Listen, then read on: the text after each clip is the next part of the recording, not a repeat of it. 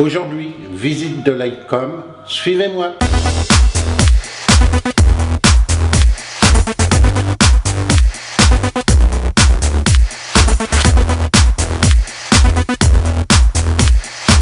La première école de comédie musicale en France et en Europe nous ouvre en exclusivité ses portes pour C'est vous la star.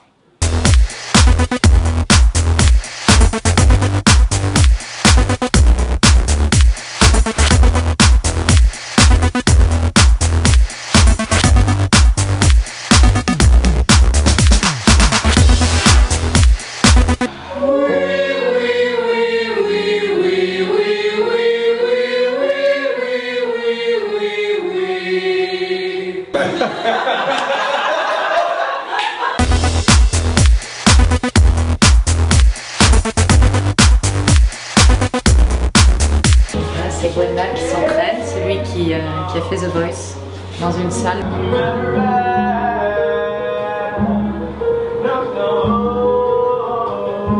Je m'appelle Gwendal Marimoutou, j'ai 18 ans et je suis élève à l'ICOM en première année. Moi j'étais dans l'école du Roi Lion en fait qui s'est fait à Mogador, la Lion King School, et une fois que le Roi Lion était terminé et tout, il fallait que je trouve autre chose pour me former, j'étais en train de muer et on m'a soufflé cette école en fait, l'ICOM, et du coup je suis rentré là en tant que chez les juniors, parce que pour le Roi Lion j'avais à peu près 12-13 ans, et puis maintenant je suis en première année de la formation professionnelle. Je suis en train de... Moi je suis comédien-chanteur là en ce moment et mes rêves c'est que de pouvoir chanter toute ma vie sans que ma voix se fatigue, et c'est ce que je suis en train d'apprendre ici, de continuer à entretenir. Mon actualité c'est qu'on peut me retrouver en ce moment sur TF1 sur The Voice, la plus belle voix. Et du coup j'avais souhaité interpréter I Am What I Am, qui est une chanson à la base de comédie musicale et puis adaptée plutôt dans le style disco par Gloria Gaynor. Pour le message tout simplement, parce que je m'étais dit tant qu'à faire, vu que je ne suis pas sûr que ça se retourne, etc., autant arriver avec qui tu es, ça passe ou ça casse. Donc I Am What I Am, je suis ce que je suis. Jennifer, Garou et Mika sont retournés et j'ai décidé de me diriger vers l'équipe de Garou. Je me suis dirigé chez Garou parce que à la base, voilà, m'intéressait beaucoup, c'est quelqu'un d'hyper sympathique, de drôle et de talentueux, et je m'étais dit allons vers Garou, mais à la base je me disais s'il y en a juste un qui peut se retourner c'est déjà ouf. Donc moi je pensais que ça allait s'imposer en fait, et quand j'ai eu le choix, j'ai préféré le Québécois. Ça se passe bien, une séance de travail avec Garou, faut savoir que c'est un musicien hallucinant, il doit jouer entre 4 et 6 instruments de musique je crois, donc il sait vraiment de quoi il parle, et une séance de coaching avec lui c'est beaucoup de rigolade, de la sympathie, de la bienveillance aussi, et puis du chant. On peut me retrouver aussi sur Ado, un autre spectacle que je joue en parallèle, et bientôt je vais être sur La Belle Hélène, qui est une opérette, c'est tout nouveau pour moi. J'espère pouvoir amener ma modernité et un peu ma fraîcheur à ce projet-là. Je suis motivé et curieux. C'est mis en scène par Pierre-Yves Duchesne, donc ça va être un truc assez drôle, je pense, et sympathique. Et donc Pierre-Yves il a été là un peu pour m'épauler, je me suis construit avec lui aussi, c'est-à-dire que voilà, j'ai grandi, j'ai quand même fait ma préadolescence, mon adolescence, puis maintenant je suis un jeune adulte.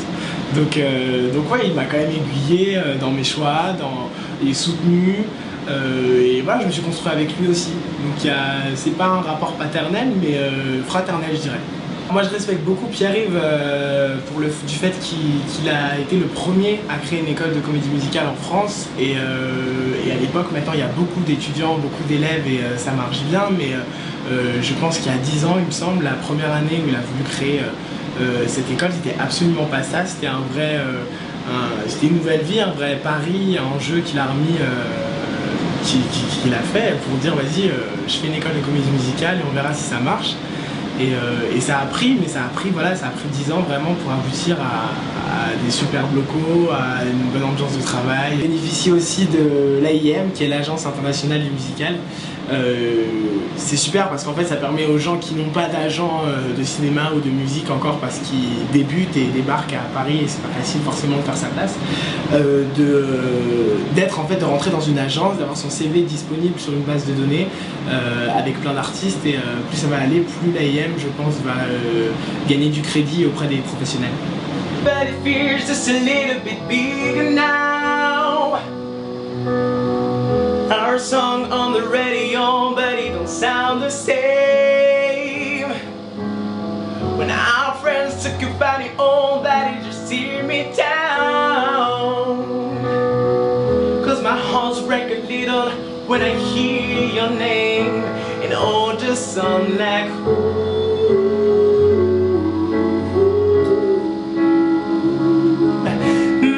too young to them to realize that I should have bought your flowers and held you in. Should have gave you all my hours. Donc là, c'est le dernier étage.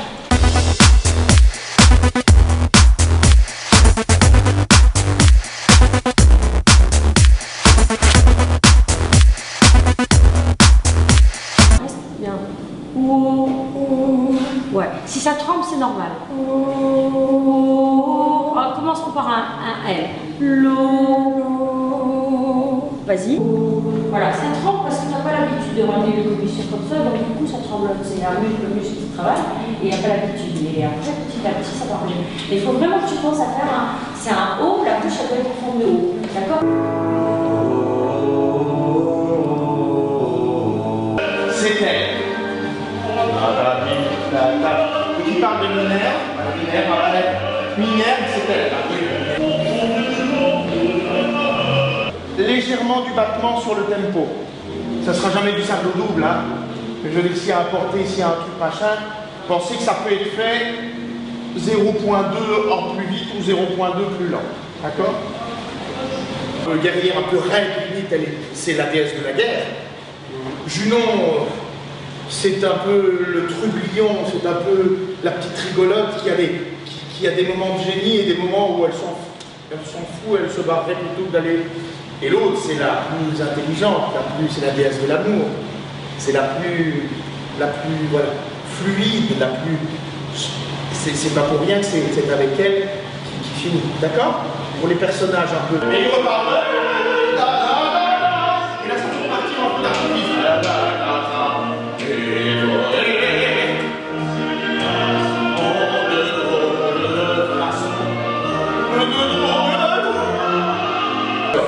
Donc pas de moteur.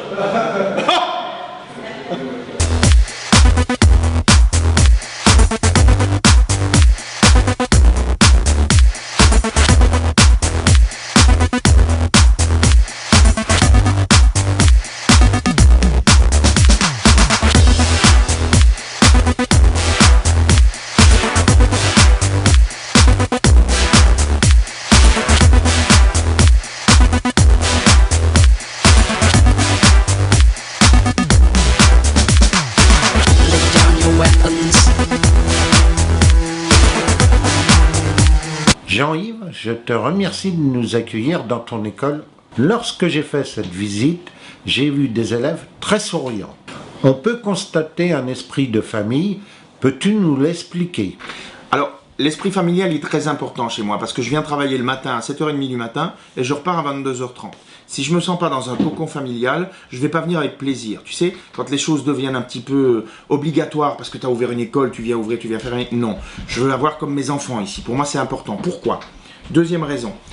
Une compagnie de comédie musicale, c'est un organigramme, c'est un ensemble d'individus différents qui forment une espèce de famille. Dans une comédie musicale, c'est pas les individus qui sont des stars, c'est les shows qui sont les stars.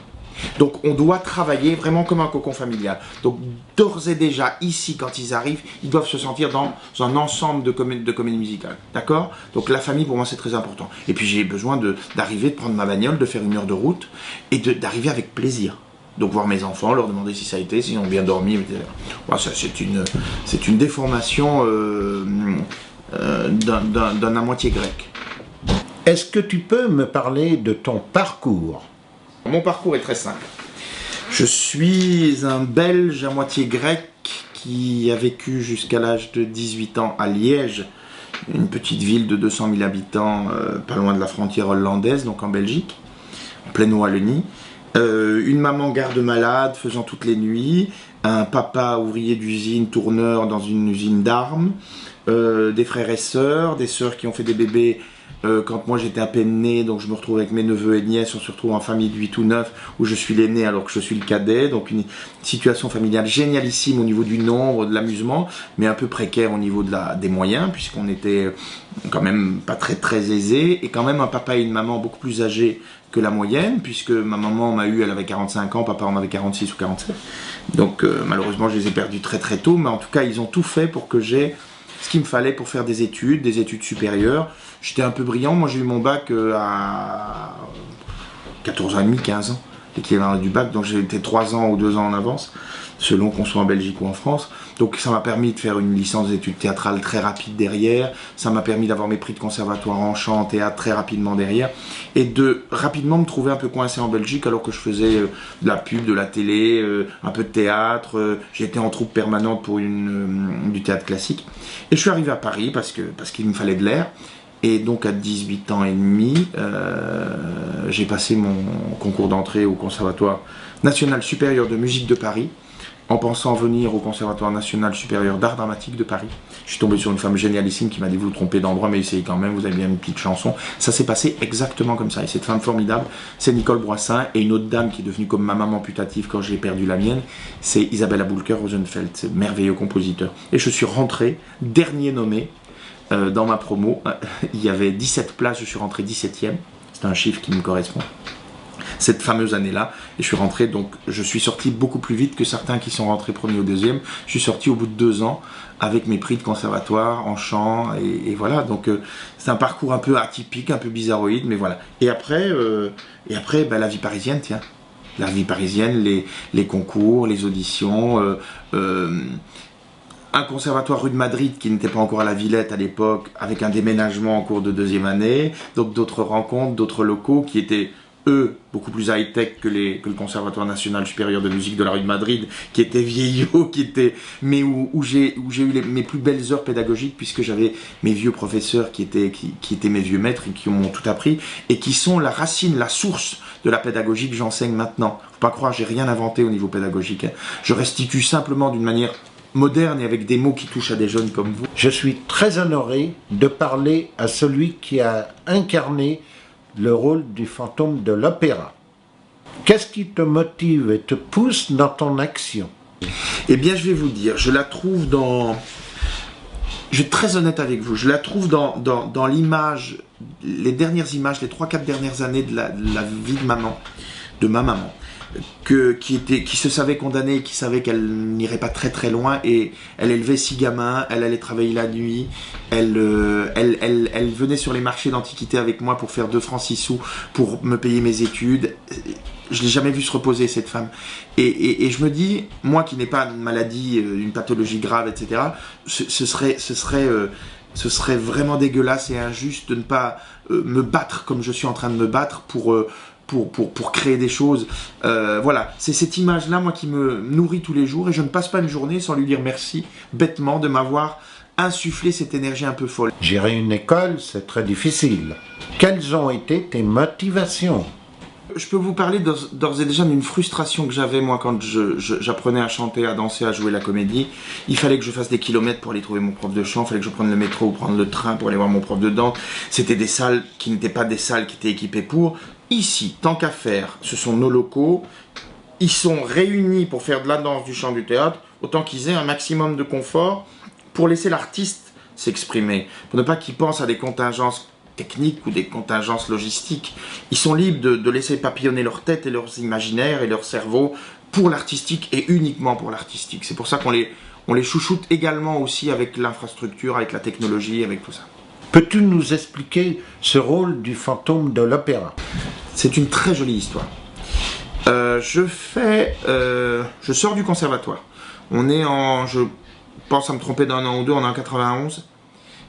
Non, on est en 90. Je sors du conservatoire et je suis tout de suite pris dans un spectacle qui s'appelle Le Voyage de Mozart à Prague, qu'on joue au Théâtre de la Huchette, qu'on joue à la Potinière, qu'on joue pendant 1 an, et qui rencontre un succès phénoménal, qui est l'histoire du voyage de Mozart quand il part avec son épouse faire un voyage du côté de la Pologne et il écrit plein de choses là-bas et donc c'est un petit conte qui au départ paraît complètement anodin et sans fond et qui révèle en fait, bon, c'est un très joli spectacle. Vous couperez, là je m'embarque, c'est parce que je suis en train de voir ce qui se passe de l'autre. Ça va, Christine? Après ça, bon, le truc important à signaler, c'est que dans ce spectacle-là, je suis le partenaire d'une jeune fille qui s'appelle Marie Zamora. Elle ne vous dit rien pour l'instant, mais elle va vous dire quelque chose bien après. Marie Zamora, qui est ma partenaire dans le spectacle, me dit « Je vais passer une audition d'une comédie musicale. La comédie musicale Les Misérables reviennent en France en 91, après quelques années de succès, après avoir été créé par Robert Hossein en 82 au Palais des Sports. » Je dis, est-ce que j'ai pas une petite chance d'aller auditionner dans ce spectacle-là? Elle fait, t'es peut-être trop lyrique, etc. J'y vais. Eh bien, je suis pris, dis donc. Je suis pris dans Les Misérables et je suis pris pour être doublure de Marius, doublure d'Enjolras et première distribution de Courfeyrac. Donc je débarque, hein, et je suis pris dans un énorme truc à Mogador, dans un rôle principal d'une comédie musicale. Et après ça, je suis aussi bien dans le milieu de l'opéra que dans le milieu de la comédie musicale. C'est-à-dire que je ne veux pas faire de choix. Sauf qu'il y a un objectif pour moi très important pendant toutes ces années-là, c'est d'avoir la voix suffisamment faite que pour interpréter mon rôle fétiche à l'opéra, qui est Danilo, et à l'opéra Rigoletto, à l'opérette Danilo, et en comédie musicale, Le Fantôme de l'Opéra. Donc je prépare ma voix, je continue à prendre des cours. Et toutes les années, à partir de 95, je fais un aller-retour à Hambourg avec un train de nuit, pour aller passer l'audition ouverte du Fantôme de l'Opéra chez Stage. Donc j'y vais en 95, on me dit, je vais jusqu'au callback, mais on me dit non c'est trop juste, 96, 97, 98, et en 99, je me désespère, je vais passer mon truc et je signe un contrat avec Gene & Ryan Production et je pars 1 an et demi en tournée dans le monde entier sur les bateaux pour faire meneur de revue. Et pendant que je suis sur les bateaux, je reçois un coup de fil d'Hambourg, on me dit on vous attend en janvier. Donc je décline la proposition de janvier 99 et j'accepte la proposition de janvier 2000. Et c'est comme ça que j'intègre la troupe du Fantôme. Mais je l'intègre par la toute petite porte. Je suis d'abord doublure de Monsieur Rayet, doublure de Raoul et Feuerwehrmannträger ou Rotetot qui sont des tout petits rôles dans le spectacle. Autrement dit des halbardiers, hein, des porteurs d'halbards derrière. Et je rentre par la toute petite porte. Et il s'avère que je tape probablement dans l'œil de l'assistante à l'époque d'Andrew Lloyd Webber, qui s'appelle Christine Blodgett, et qui est la chef d'orchestre maintenant du Fantôme de l'Opéra à New York depuis des années. Et elle me dit, il faudrait quand même que vous travailliez le rôle du fantôme, parce que vous avez peut-être et le physique et la voix pour le faire. Et je le travaille, je passe une audition interne, et voilà comment je finis avec un masque, avec 2h30 de maquillage, avec des prothèses, et je finis par, 6 mois après, faire ma première du fantôme à Hambourg, devant 2000 personnes qui attendaient à avoir la première distribution, et qui a une doublure, qui s'appelle Pierrick Duchesne, et qui a un nom très francophone pour chanter un rôle que seuls les anglo-saxons ou les saxons abordent. Et voilà comment ça s'est passé. La trouille de ma vie ce jour-là, les amis qui avaient fait 1000 km pour venir me voir, enfin c'est un truc absolument fabuleux, et je le fais, et ça fonctionne, et il me donne des responsabilités plus importantes au cours des 6 mois qui viennent, et voilà comment on arrive à décrocher ce rôle-là à la force du poignet et de l'obstination. Alors l'école sera bientôt sur les planches. Peux-tu nous parler de ce projet de comédie musicale? J'ai toujours 36 000 projets, mais le projet le plus important, c'est effectivement cette Belle Hélène. Alors vous allez me dire, la Belle Hélène, c'est du répertoire Offenbach, on est 19e, c'est pas une comédie musicale. Ben si, pour moi, Offenbach, il a inventé la comédie musicale, bien avant les anglo-saxons. La comédie musicale, c'est du chant, de la danse et du théâtre. Et bien dans tous les spectacles d'Offenbach, vous rencontrez le chant, la danse et le théâtre. Donc pour moi, c'était logique que je boucle la boucle pour les 150 ans de la création de la Belle Hélène sur les grands boulevards à Paris. Ça me paraissait logique que mon centre de comédie musicale et ma façon de faire très comédie musicale maintenant monte un spectacle comme celui-là, et donc la Belle Hélène, avec tous les moyens modernes de la comédie musicale, c'est-à-dire la technologie moderne, le son, les micros, les projections, les hologrammes, les 3D, les films, et toute la rigueur qu'on peut apporter au travail musical d'une œuvre classique qui est devenue culte, c'est-à-dire un travail musical pointu avec un chef d'orchestre, avec un chef de chant au piano. La version sera évidemment en live, il n'y aura pas de playback, tout sera accompagné par des musiciens en direct, et ils seront 23 sur scène à chanter tous les soirs, sans support de bande, de quelque façon que ce soit. Alors, cette machinerie demande beaucoup de travail, peux-tu nous l'expliquer ? Clairement, c'est une grosse machinerie qui a débuté au mois de novembre pour la pré-production. Donc l'équipe de pré-production, c'est 3-4 personnes qui travaillent pour réunir les fonds, pour réunir les bonnes personnes, qu'elles soient au niveau technique, au niveau des costumes, au niveau de la musique, etc. Et puis quand on va commencer les répétitions, ce qu'on fait depuis 15 jours, là, on est sur le travail plus artistique. Et là, c'est 3 mois de travail avant la présentation presse, où nous ferons 20 minutes du spectacle, plus une présentation pour les journalistes et une petite surprise à l'issue de cette présentation, qui ne s'appelle ni un showcase, ni une présentation, mais une conférence de presse avec surprise. Voilà, ça j'y tiens. Puisque un showcase est destiné à lever des fonds, nous les fonds ils sont levés, ça n'est pas le but. Le but, c'est de faire connaître cette nouvelle création de la Belle Hélène, 150 ans après, au Théâtre du Palace, sur les grands boulevards, ou quasiment, avec une équipe de 23 chanteurs, d'une dizaine de doublures, donc ça fait 33, d'une dizaine de techniciens, donc ça fait 43, de maquilleuses costumières, une dizaine, ça fait 53, de tout le personnel du théâtre, ça fait 60, donc on va dire qu'une centaine de personnes ont travaillé autour de cette équipe-là, quand on compte les attachés de presse, quand on compte les graphistes, quand on compte les petites mains qui vont s'atteler à faire les costumes, puisqu'il y a à peu près 150 costumes pour les 3 actes. Voilà, c'est une grosse machine que je produis tout seul comme un grand. Est-ce qu'un rôle manque quand on l'a joué? Je vais vous dire quelque chose de très bête. Non. C'est fait, on l'a fait, on sait qu'on est capable de le faire, et on sait qu'on peut le refaire demain si on veut. Moi, je ne suis pas un... La vie, il faut avancer, il faut regarder ce qu'il y a devant. Si tu regardes ce qu'il y a derrière et que tu te dis « j'ai tenu le rôle du fantôme, j'aurais pu le tenir 3... » Non, je l'ai fait. Si un jour je le refais, je serai très heureux de le refaire, mais il y aura d'autres choses. Effectivement, pour moi, c'est le meilleur souvenir scénique. C'est la plus grande chose et la plus belle chose et la chose la plus difficile que j'ai eu à jouer, à chanter dans ma carrière, qui n'est pas finie et qui est déjà là une carrière de 32 ou 33 ans.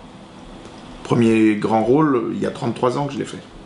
Pour venir à l'ICOM, il faut passer un concours, il faut faire un stage d'initiation, où il faut en tout cas venir être curieux, venir voir les journées portes ouvertes. Après on s'inscrit, on appelle l'administration, on envoie son petit formulaire, et puis voilà, tout ça c'est pas artistique, mais c'est le passage obligé. Par contre, il faut super se former avant pour avoir une fab prête, il faut chanter une chanson de ton choix, celle que tu as l'habitude de chanter dans ta salle de bain, dans ta voiture, c'est-à-dire avec le track, celle que tu ne perdras pas ni par le texte, ni par la mélodie. Et puis, il faut accepter de te foutre un collant ou un short ou un jogging et de suivre une chorégraphie que te donnera un chorégraphe qui, lui, est aussi issu du monde de la comédie musicale. Je pense que ce n'est pas fini. Je n'ai pas fini de bâtir, de créer et d'avoir envie de rendre hommage à ma façon, à celle qui m'a mis au monde et qui m'a surtout insufflé cette puissance de bâtisseur-là.